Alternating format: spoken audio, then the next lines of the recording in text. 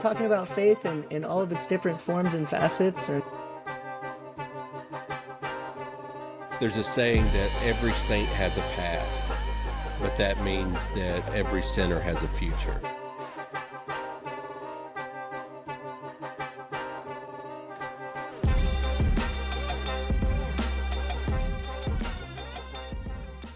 Great. Hello, everybody, and welcome back to the Wandering Home podcast, a podcast where we say it the same way every time, I think. We talk about faith, and why can't I remember if we say the same thing every time? Don't worry about it. If you're back, you're back, and if not, it's a faith podcast. My name's Tylor. I'm one of the two hosts. There's my buddy over here, Kevin. Is also a host. Okay. I am the guy who doesn't know that much about the Bible, but I have things to say about faith and religion. And Kevin is a pastor. Pastor. So pastor gone plumber. Just an all around solid dude. So here's the deal. I just want to get right into this episode. I think there was probably one in between this, but I'm going church shopping. This is serious, y'all. This is really serious. I'm going shopping around for them churches in Huntsville, Alabama. And there's 3 of them that I'm going to, and I'm going to them, like 1 week and then the next. So, today we're talking about the first one, the Church of the Highlands, which is really, what is it called? They're like an invasive species in North Alabama. Yeah, like kudzu. Yeah, man. Like they just come in and they just take over, right? Like crazy. Not that bad. We're just saying it is like kudzu. I mean, all of a sudden you look up and they're everywhere. They're just so popular. Yeah, that's all I'm saying. Yeah. That's all I'm really trying to say. Everybody likes them. They got big old followings, and so I thought it might be worth giving it a shot. And really, the couple of times that I had ran into Church of the Highlands, it was like people my age that were, getting involved in these groups, and they're like meeting up on Tuesdays and all that kind of stuff. And they were always talking about small groups. Hold on.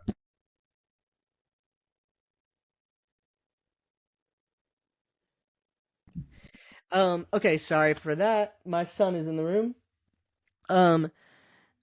So anyway, I thought it would be cool, but it always seemed younger. It was always like people my age and younger, right? So I thought that whenever we go to the Church of the Highlands, like I actually thought it was just going to be really, kind of like a hip joint.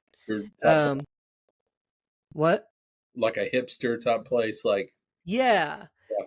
But it was both.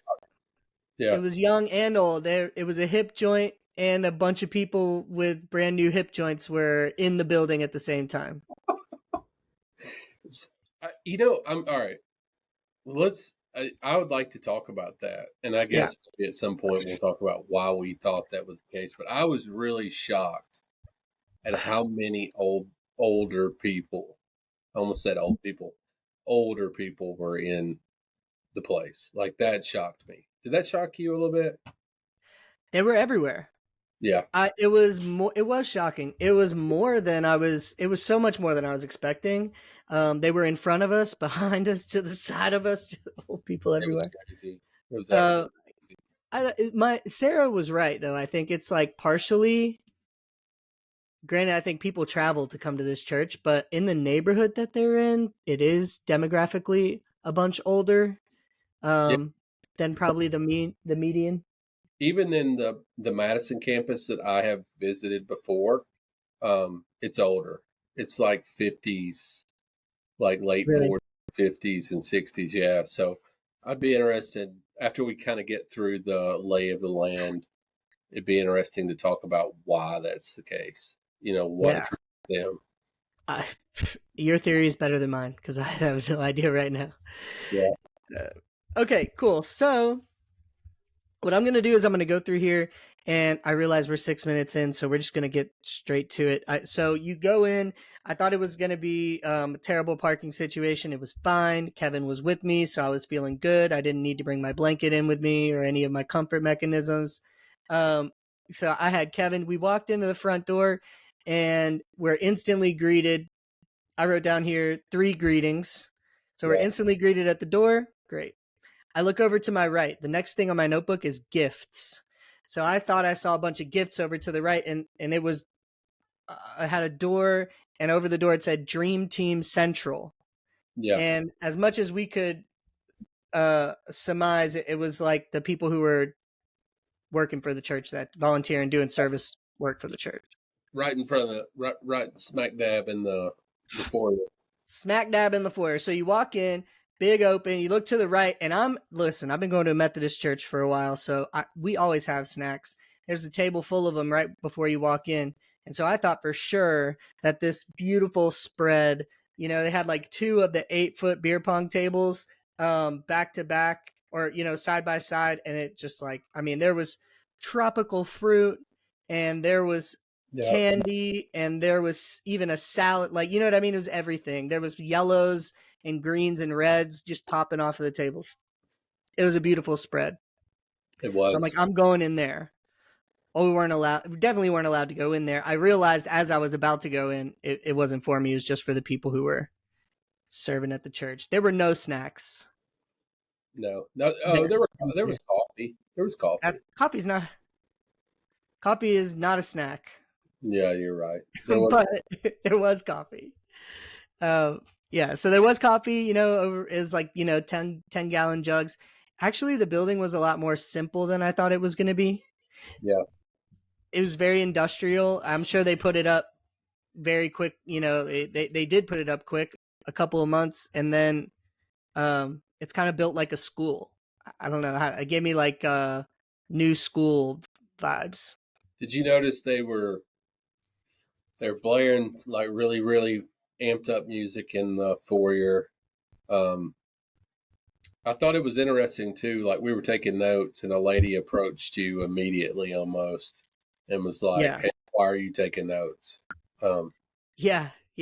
She's like, and she noted that she saw me, jotting down in my little notebook.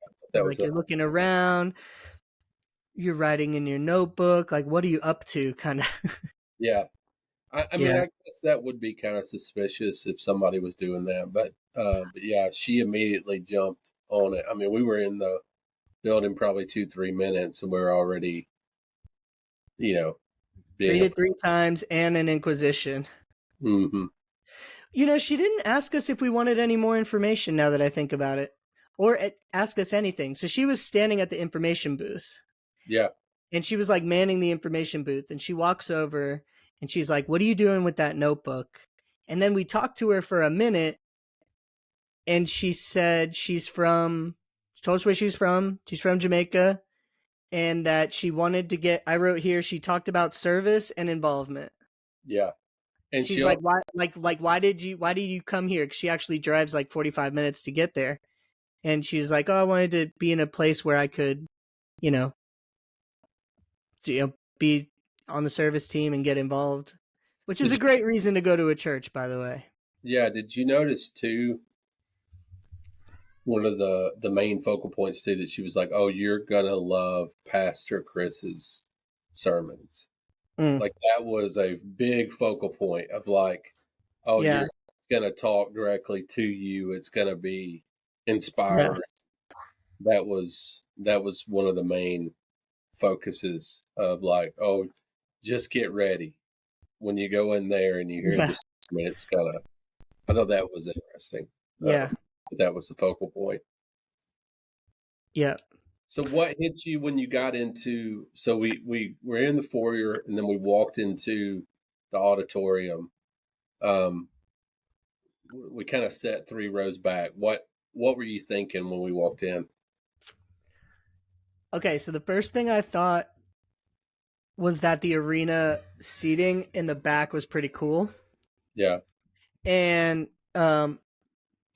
I looked up at the lights and saw, like, the fog and all that kind of stuff. You hear my kids? Jeez.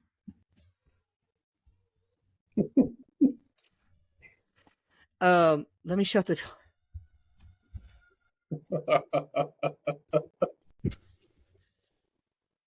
My kid. So that that hallway is pretty long that we have in our house, and he will just stomp and scream the whole way down the hallway. I love it. Around the corner, he'll stay screaming, and then double punch you on the couch. But from the time he thinks about he's gonna punch you and attack you to the time where the attack is delivered, he's It's like, ah! He's crazy. I love it. This time he was yelling over fish sticks. He Uh, yelled from the bedroom all the way to the kitchen about the fish sticks. that's something. Did he want the fish sticks? Um, yes, Yes. Good. it was a Awesome. happy scream. Heck yeah. All right, cool. So what hit me? All right, so I walk in. There's two or three people standing out front of the door. Actually, I think you had to go through like two layers of people to get in through the door. You get in, and it's like you just walk through the tunnel. It's like an open. It's like imagine a tunnel and a walkway, and in my mind, at least, it's like a 10-foot walkway where it's just like dimly lit, and then you get there and it opens up, and it's this massive room, probably like 30-foot ceilings. I look up because it's, whoa, this is pretty big. You got purples and blue lights coming down instantly. The fog, I said to Kevin, they got the fog machines going. And you kind of take a look back because the floor, you're like, oh, well, this isn't crazy big. And then you look up and it's probably like 15 or 20 rows of like stadium style seating coming up against the back wall. And so it's probably like, I looked around, I was like, how many? I guess we thought there's probably about 1,000 seats or so in there. Yeah. Yeah. Yeah. So what I noticed is that it's just damn big. But it didn't seem that packed. And I was like, this is going to be a good show. Actually, I was amped up now that I remember it. I remember looking at Kevin and saying, I felt like I just walked through the tunnel. Like I was about to, I just walked on the field for a football game or a baseball game. I was getting worked up. What about um the song that starts playing and everybody gets up and starts clapping? That was interesting. Yeah, Dead or Alive by Bon Jovi. Yeah. No, Hell's Bells. it was the final countdown. The final countdown. You know what? It would have been cool if they did it, but Okay, so here's what happens. It's similar. Kevin and I are like, where do we want to sit? Well, we pick about 3 rows back, dead center. If you're gonna be there, whatever, go and be in it, right? Yeah. So okay, so we get in, we sit down, whatever, normal people, blah blah blah, nothing bad going on. And then the stage, like two people walked out on the stage, but they're like real casual. They're like the shortstop in between pitches who's just like kicking the dirt from side to side. That's all they're doing. They're like Yeah. fidgeting with their earbuds over to the right, and they're looking out at the people. This one guy keeps on like doing this like mic switch with his hands, like he's getting, but they're just standing there. They're not talking. They're not saying anything to anybody. And then they do that for like 30 seconds, and then the guitarists come in. So just imagine there's this like layered stacking of people on the screen, in front of you. And then finally, like the last two, to where the stage would be full now, walk out. And what happens? Everybody just, All of a they're, sudden the yeah. song started and the people on stage start jumping And the up. people, everybody stands up at the same time um in the sanctuary.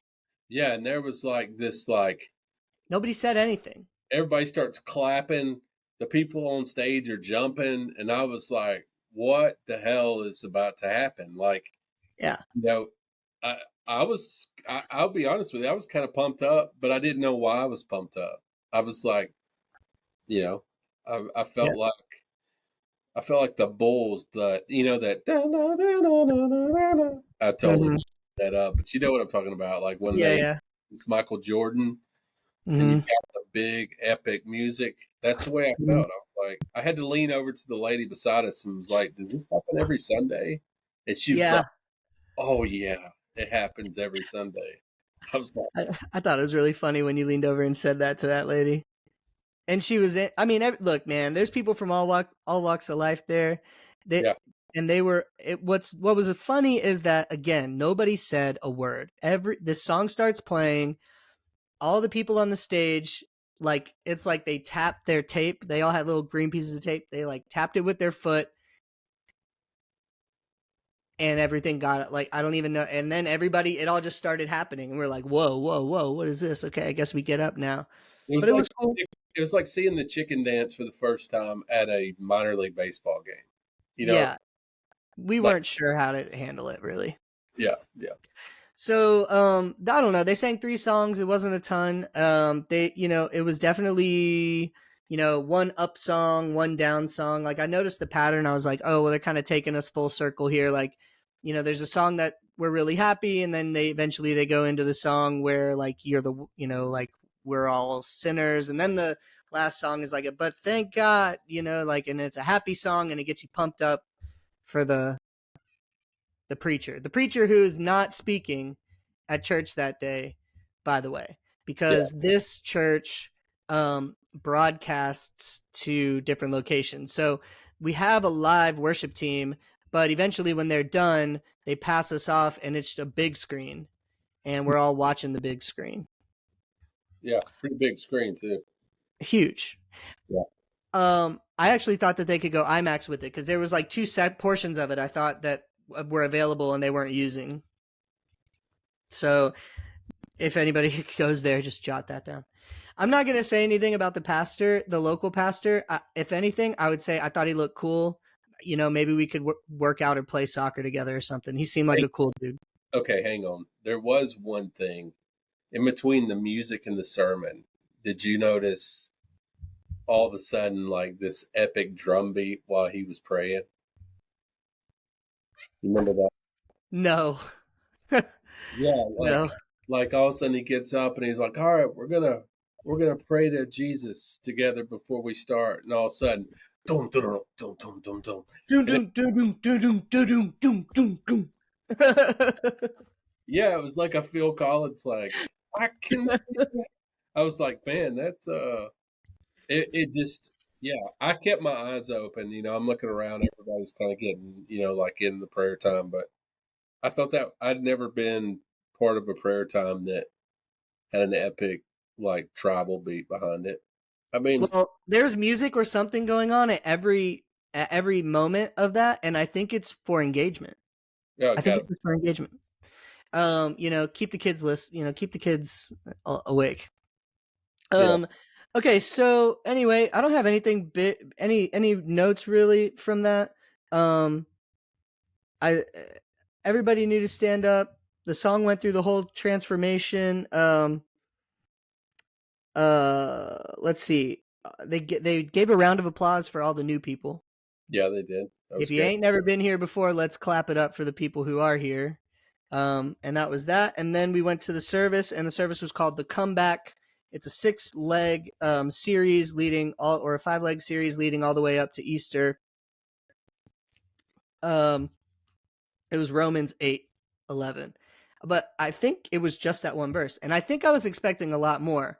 I actually thought from the Church of the Highlands it would be kind of front loaded pretty heavy with scripture. He referenced some scripture throughout the rest of it, Job, Ezekiel, and Psalms 24. But um, I thought that was really interesting because it kind of just jumped right in. But let me paint the picture. Okay. Okay, go ahead. Yeah, Okay, so the local guy, the local guy leaves, the lights come down, and the local pastor leaves, the lights go down, and the screen pops up and it's a story and it's a guy who he's like, I used to sell crack. What? Can I talk to? Not right now. He's like, I used to sell crack and do crack, and then I went to the Church of the Highlands, and now I'm not doing that anymore, and I'm healed and I'm saved and all that. yeah, So I'm not inspired by stories like that. It that didn't do anything for me, but and I think I could do a whole podcast on why that's never going to work for me, but I'm happy for him. And Yeah. then after that, like 2-minute video, we get into um, the sermon. Do you want to say anything, Kevin? Yeah, it was kind of interesting the way they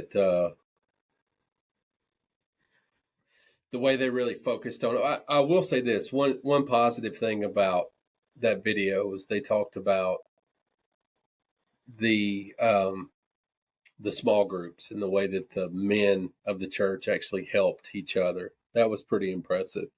Um, you know, where the men of the church were helping each other. That was Mm-hmm. pretty impressive. Yeah, yeah. And you said that that is how it really goes down there. And that's what really matters, right? I mean, at the end of the day, church, we just want to find somewhere where we can get plugged in. And I think that's what I noticed is in kind of like searching through these three churches. I guess I used to think that maybe why aren't they telling me how to get plugged in, or like why can't I just go and get plugged in? I thought that's what I was looking for.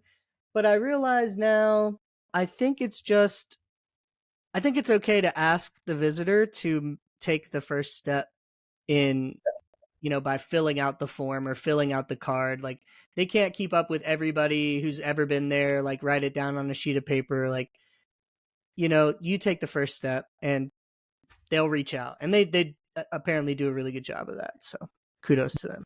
Do you think you would ever go back to Mm. that church? So I was talking about the sermon with my father-in-law. Anybody who doesn't listen to this, he's, anyway, he's a pastor. So sometimes I catch myself in scenarios where I'm talking through sermons and those kinds of ideas. Anyway, now that that's out of the way, I think that I would have to go a few more times. Yeah. Because okay, so the sermon series is called The Comeback, and it's like a 6-part or 5-part series. Well, we were there for the first part. And this first part, imagine the lights go down, the guy's like, I do crack, but now I don't do crack. Everything's great. And then we go to this guy, he's super funny, he's 60 years old. He reminded me of Mark Gradkowski. He's got these big shoulders, he kind of got like a scruffy voice. He's got a Yeah. southern accent cuz he's from Louisiana, so um he's a good talker, and he's super engaging, right? Yeah. He's good at telling stories. He was great. So I like the guy a lot. But one of the only comments that my father-in-law made was, after me talking to him for like 5 minutes about it, was like, seems pretty shallow to me. Yeah. And I was like, you know what? Now that I think about it, so it was pretty shallow. The message it was all about like, it's imagine if all 5 of these series are telling the story or like giving a message. We just caught the first one. So I don't know if intentionally it was supposed to feel like, if you just have a sense of hope or like give God a try for a minute. He kept on using this scent of God, a scent of water, from a verse in Job. And that verse is all about how a tree will start to grow even with the scent of water. And so he's equating like God to the scent of water. And if we just have the scent of water, then we can grow. And so it starts to sound a little bit like a magic trick, or like the whole prosperity type of preaching. Like he didn't actually get deep enough to talk to somebody about how it sounded like, if I go to church, maybe a miracle is going to happen to me. Yeah. And that's not how it really goes down. No, not at all. So, I think sometimes the problem with churches like that, I think sometimes the problem is in American churches like that is that we are. Oh, I love that, man. It's awesome. What is that? I don't know. Oh, I got you. We are, we're talking about a very ancient, 2,000 years ago book. You know what I mean? And we're trying, Collection of books. yeah, collection of books. I mean, even older than 2,000 years. And we're and we're trying to relate it to our society and our experiences now, like our modern experiences. And I think sometimes when the just the modern experience is like emphasized, you know, too much, and there's no like real exegesis of the passage, like there's no like real true bringing, understanding the original text and then bringing to how that applies to us, like you can lose a ton of shit really quickly. And you know with it felt like that. It felt like there was, turn to Jesus and all your problems are going to get away, and that's just not true. um that's not the case. Yeah, dude, you can't do it with a scent of water. I get what the guy was coming after, but I would not even tell a rookie coming to church that I just don't think that is meant to. I think that was meant to resonate with people very far outside of the church. Like I don't know. That's why I think my father-in-law thought it sounded shallow. But I don't blame the guy, and that's why I said I would go back, because it could be that they've really thought this thing out and they're telling a whole transformation story over 5 weeks, right? Yeah, and maybe We that just was don't know. a bit of it, I don't know. Yeah. So I want to give him the benefit of the doubt, but I thought he was good. I thought he was good. I did like how he continued to reference, but he's kind of doing the pastor thing where like you're so smart because you can be like, oh yeah, well in Job 14:7-9, God said this, but you don't like break down the text. Or you just kind of use it as a point of reference. So he did that a lot, but really it was all wrapped around one verse. So what's Romans 8:11, Kevin? Do you know it off the top of your head? Well, I don't remember. What's funny is I don't remember him referencing Romans 8 at all. I i thought he went from the text in Luke about the lady in the alabaster jar. Was Oh that? yeah, he did. Yeah. Yeah, So he did. He did. yeah, I think it was all over the place, honestly. Yeah, it must be because I have at a bunch of different points. I have different verses. Okay, cool. So that was that, and then and then it ended. He stopped talking, and the worship team comes out. They sing like one song. It didn't even seem like a whole song. It seemed like a half a song, and then the cool pastor, local pastor, comes back out. Um, he basically, in short, said, there's announcements online, and see you next week. Yeah. And that was it. He didn't say anything. So like when I grew up, it was like the last 10 to 15 minutes was announcements. You could bank on it. If we were at the 11:45, we knew we were coasting the rest of the way through it. But here, they just kind of end the sermon and then they say thanks for coming. Sing you half a song. Oh, they did pass the buckets around. Oh, and there was An altar call. an altar call. Not really an altar call though. It It was was and pray a prayer. Hit yeah. the app if you want us to talk to you about it. Yeah, yeah. So right, it was like put your hand up. Okay, no, put it down. Put your hand up. Nope. Okay, now put it right down. And if you put your hand up, say this prayer. This is a classic move, and maybe for such a big church, you don't want to do a full on altar call every Sunday. Um, I think it's fine, but I grew up with it. I grew up with the full altar call every week and like the prayer team up front, and like there was a whole nother back end of the worship service that they held for the last 15 minutes or whatever. So totally normal for me. Um, and that's really it. There was nobody to say goodbye to us. Really, there was no music as we were being ushered. Like there wasn't it. I don't recall any music as we were getting out. Mm. So just imagine a church. You go in, the music's like raging, like we're about to do this church thing, and then when it's over, all the lights come on. There's no music, and nobody's telling you goodbye. Get Yeah, out.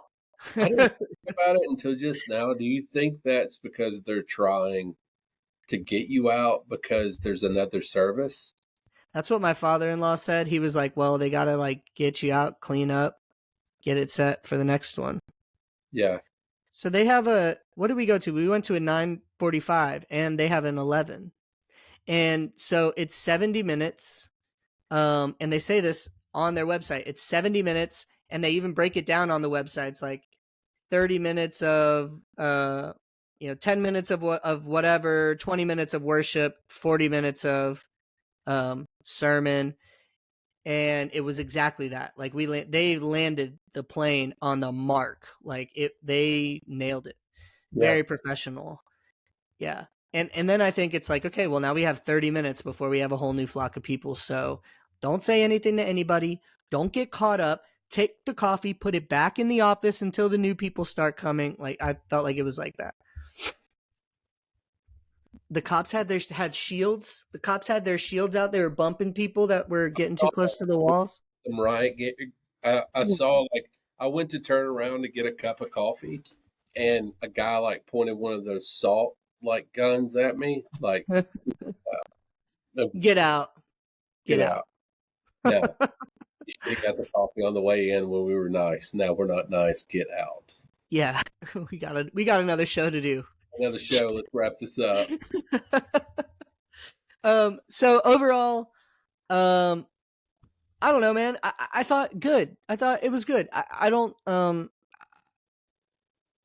I think that the front end of the show before we got into the chapel, that was a little bit weird to me. I give it like a 5. Yeah. Once we were in there, I thought the worship, it felt like a concert. I give that like an 8. 8 or 9. I mean, it's great. Rock and roll. And then the sermon part I thought was kind of weird, and I didn't love what he was saying, didn't resonate. So maybe like a 6, just a little bit better than the 3 people who said hi to me walking in. And then at the end, it's a 0. Yeah. But they did that on purpose, so they bombed their score. So if I'm rating it on a curve, we're not even at a 45. Like, we're not even at a 45. It's like a C. It's like a middle C that they got, and that's with a great score on the Front end. on the front end. So I don't, too bad for them.